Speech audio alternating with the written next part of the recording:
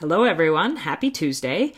Today, I want to tell you about one of my biggest takeaways from Mama Spring Break, which is a business adventure retreat that I attended in April. It's put on by the Mama Ladder by my business coach, Crystal Lee Beck, who I love and adore, and I've told you guys about before. And it is a weekend where mom entrepreneurs come together. We all stay in this big house in St. George, and there are business workshops. We go for a hike in Zions National Park, and there's just tons of opportunity to collaborate and share and to make these connections that will benefit your business in the future with other women. I highly recommend it. It was a great weekend. I've realized with these videos that I always like to do 3, right? Because I'm 3 and 30, so I'm like, I should give them 3 takeaways. The videos get too long, and nobody's got time for that. So I'm just going to give you one takeaway. I'm going to try to keep these weekly tips shorter, more doable, more concise for me and for you guys. Hopefully it'll be easier to digest. So my favorite workshop at Mama Spring Break was about branding. It was by a woman named Michelle Knight, and her company is called Brand Mary.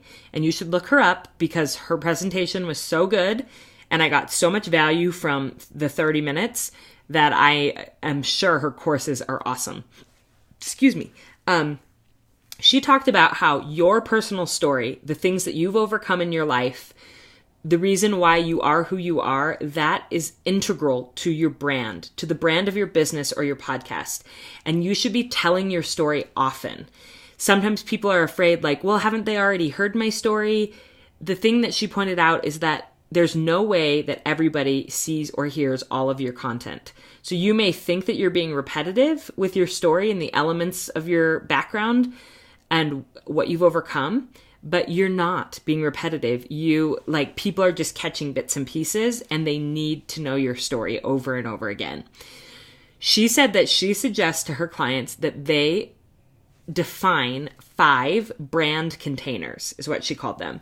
So 5 different elements of your story that will become part of your brand. And once you've identified those, then you can cycle through them to know what kind of content to create. So like to know what kind of Instagram posts to create or blog posts or emails or whatever.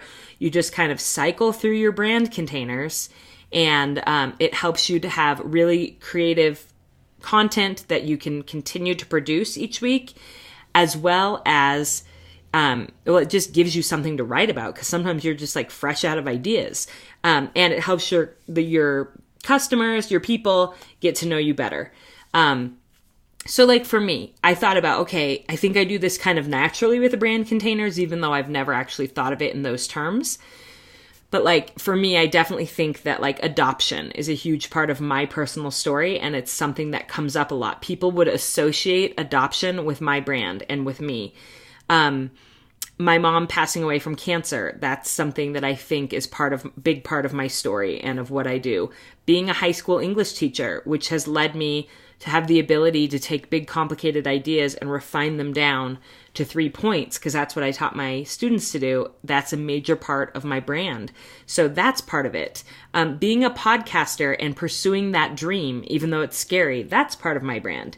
And then maybe my 5th one would be that I have really strong-willed kids with some emotional needs. So I sometimes talk about that, and that people connect with that.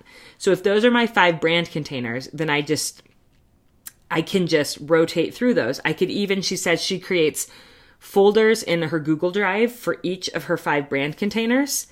And then she writes a whole bunch of posts or a whole bunch of emails for each brand container. Like she writes them in advance, and then she can go back in and grab them. You can also put pictures for your brand story in each of those folders so that you have the pictures ready to go when you need to post something. The biggest thing, though, is to just remember, don't be afraid to come back to your own story and share your heart with your people. Because as another speaker, Heidi Swapp, said, people do business with you because they like you. And emotion is what gets people to trust you and to buy from you or to listen to your podcast or whatever it is. And you need to be in your product, in your business, and people need to recognize elements of your story in themselves. That's the thing. People relate to it and they say like, well, if she overcame those hard things, so can I. And maybe they haven't gone through the exact same hard things as you, but by hearing about your hard things, then they believe that they can do it too.